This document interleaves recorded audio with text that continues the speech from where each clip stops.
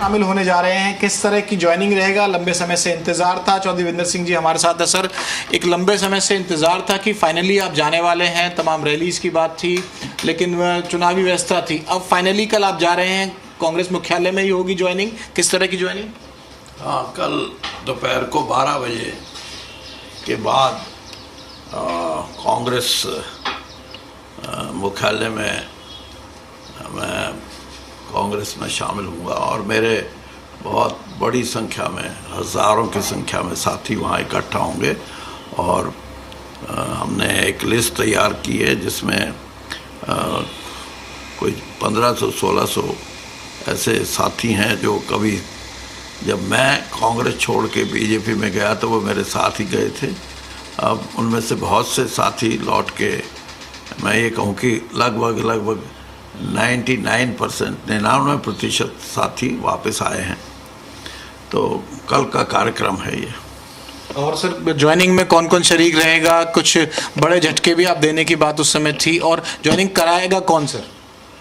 Joining कराने का तो अब कांग्रेस अध्यक्ष की तरफ से मुझे सूचना मिली थी, और कौन होंगे ये मैं कुछ कह नहीं सकता। हमने तो सिर्फ ये कहा कि हम कांग्रेस ज्वाइन करना चाहते हैं, और उन्होंने कहा कि ठीक है, आप 9 तारीख को आ जाओ। बड़ी भीड़ तो होगी, जिस तरह का आपका कद है सर, लगातार एक्टिव रहे हैं राजनीति में। किसी झटके को लेकर, कोई और संपर्क को लेकर जो कांग्रेस का कुनवा बढ़ाने की कोशिश करेंगे? कुछ सरप्राइज भी ऐसा है जो कोई पूर्व विधायक हो या उस तरह से जो चर्चा थी? देखिए, बहुत समाज के अनेक पहलुओं से जुड़े हुए लोग हैं।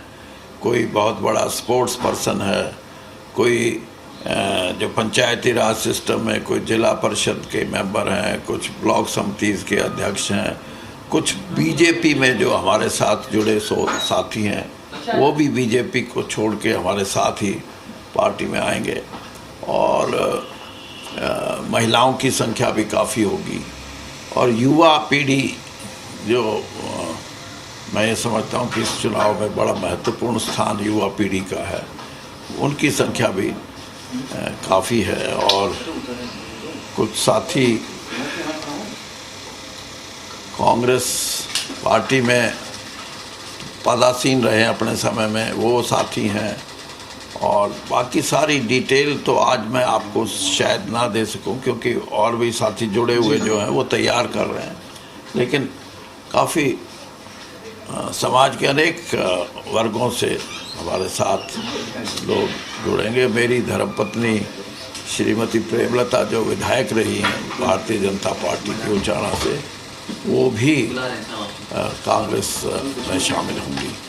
अच्छा, बीजेपी लगातार तंज कस रही है कि कांग्रेस के उम्मीदवारों का आता पता नहीं है और लगातार दिरे हो रही है, और कहीं ना कहीं मैदान छोड़कर कांग्रेस भाग चुकी है, और वो लोग लगातार प्रचार प्रसार कर रहे हैं। देरी नहीं हो रही है कांग्रेस की टिकटों की? देखिए, हरियाणा के संदर्भ में पूछो तो कोई देरी नहीं, क्योंकि हमारा जो 6ठा राउंड है, 6th फेज में हरियाणा का चुनाव है, तो उसके तो अभी भी मैं, अगर आप अंदाज़ा लगाओ तो 1.5 महीना पड़ा है। तो उस गिनती में तो कोई देरी की बात नहीं है। लेकिन हाँ, दूसरी कुछ पार्टियों ने, ख़ास तौर पे बीजेपी ने अपने जो भी उम्मीदवार हैं उनके फैसला कर दिया 10-12 दिन पहले। लेकिन कहीं ना कहीं जल्दी फैसला करना, भुगतना भी पड़ जाता है, जैसे हो रहा है, वो आपको भी पता, हमारे को भी पता। लेकिन मैं ये समझता हूँ कि देरी वाली अभी बात नहीं है, और मुझे लगता है कि अगले हफ्ते कोई ना कोई हरियाणा की टिकटों के बारे में फाइनल लिस्ट निकलने की संभावना है। हिसार को लेके कोई कंफ्यूजन तो नहीं है ब्रजेंद्र सिंह के चुनाव लड़ने को लेकर? ब्रजेंद्र सिंह वहाँ से सिटिंग MP है, और देश में अकेला मेंबर पार्लियामेंट है, लोकसभा का सदस्य, जो भारतीय जनता पार्टी छोड़ के कांग्रेस में आया। जबकि ट्रेंड ये है कि बहुत से लोग या तो टिकट कटने के बाद किसी दूसरी पार्टी में जगह बनाते हैं, और ट्रेंड ये भी है कि आज सत्तासीन पार्टी की तरफ लोग जैसे जा रहे हैं, वो भी मैं सिर्फ इतना कहना चाहता हूँ कि जो प्राथमिकता के तौर पे जिसने रूलिंग पार्टी को छोड़ के, भारतीय जनता पार्टी को छोड़ के कांग्रेस में जाने का निर्णय लिया एमपी होते हुए, उसकी प्राथमिकता पे तो कोई शक मुझे तो नजर नहीं आता। सर एक सवाल, बीजेपी में विसावा आजकल खासे नाराज चल रहे हैं, खुद को अंबाला तक सीमित कर लिया है और लगातार उनकी नाराजगी की चर्चा हो रही है। नए मंत्रिमंडल में जगह भी नहीं मिली। आप रहे हैं भाजपा में लंबे समय तक, आपने विस साहब से बातचीत भी हुई होगी, तो किस तरह से देखते हैं इस पूरी नाराजगी को और इस घटनाक्रम को? क्योंकि अनिल विज भी 6 बार के विधायक और एक बड़े सीनियर लीडर हैं बीजेपी के। देखिए, बीजेपी में सीनियर लीडर का कोई क्राइटेरिया नहीं है। मेरा बीजेपी छोड़ने का एक ये भी कारण है कि बीजेपी 52 साल जिस आदमी ने राजनीतिक जीवन में 14 चुनाव लड़े और 5 बार एमएलए रहा, 3 बार राज्यसभा लोकसभा में रहा, तो उसको भी अगर बीजेपी ये समझे कि ये तो कार्यकर्ता है, तो कहीं ना कहीं बीजेपी की सोच, मैं शुरू से इस बात का मैंने कहा ये ठीक है, कार्डर बेस्ड पार्टी है, कार्यकर्ता की अपनी एक पहचान है, लेकिन जो कार्यकर्ता ही राजनीतिक रूप से, सामाजिक रूप से लोगों में उभर के आया है, उसके साथ हजारों लाखों लोग जुड़े हैं, उसको आप लीडर मानने से इनकार करते हो क्या?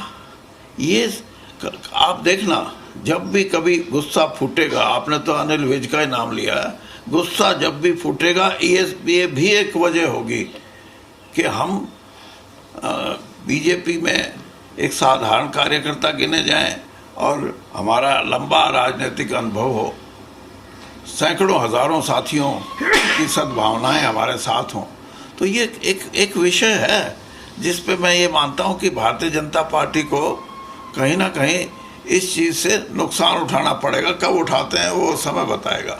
उम्मीदवार जो है भाजपा के, क्या लगता है कांग्रेस की क्या दावेदारी, कितनी सीटों पर मजबूती से कांग्रेस लड़ पाएगी?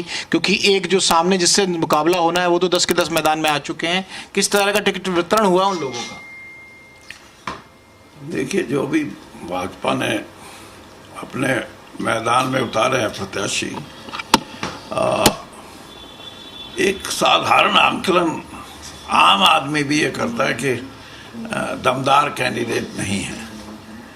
अब उसकी अनेक कारण हैं, वो भी आप समझते हो। कांग्रेस जब अपने चुनाव लड़ने के लिए प्रत्याशी उतारेगी तो आकलन तो उनका भी होगा, लेकिन आज मेरे को ये लग रहा है कि जो भारतीय जनता पार्टी के प्रति एक रुझान था वोटर का, वो धीरे धीरे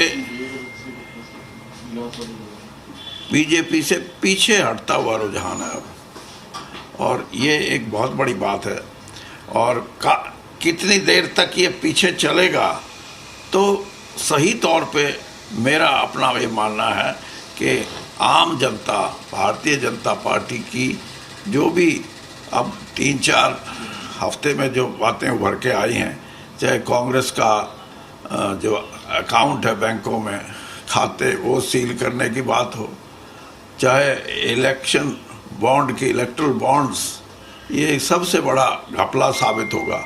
देश का जो साधारण मतदाता भी है ना, वो खुद कैसा ही हो, लेकिन उसके मन में हमेशा ये रहेगी कि कोई राष्ट्रीय दल या कोई क्षेत्रीय दल, कोई राष्ट्रीय नेता या कोई क्षेत्रीय नेता, वो उनको बर्दाश्त नहीं करता, जिनके बारे में उसके मन में ये बात बैठ जाए कि इन्होंने भ्रष्टाचार करके राजनीति को कमज़ोर किया है, प्रजातंत्र को कमज़ोर किया है। और केजरीवाल जी और सोरेन की जो मुख्यमंत्री हैं, इनकी गिरफ्तारी भी इस बात की तरफ क्लियर है कि इसका भी सामाजिक जीवन पे आम साधारण आदमी के मन में ये है, अरे आप चुनाव में गिरफ्तार कर रहे हैं मुख्यमंत्री को, 6 महीने पहले कर लेते या चुनाव के बाद करते। तो अनेक ऐसी चीज़ें हैं जो आज विपक्ष को मजबूती की तरफ ले जा रही हैं।